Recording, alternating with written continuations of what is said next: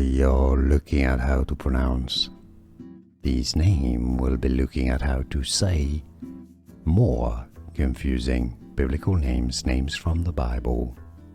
In Hebrew, it is said as Chemosh, Chemosh. Now, in English, it's often pronounced as Chemosh. We are looking at how to pronounce these names. We'll be looking at how to say more confusing biblical names from the Bible. In Hebrew, it is said as Chemosh, Chemosh. Now, in English, it's often pronounced as Chemosh.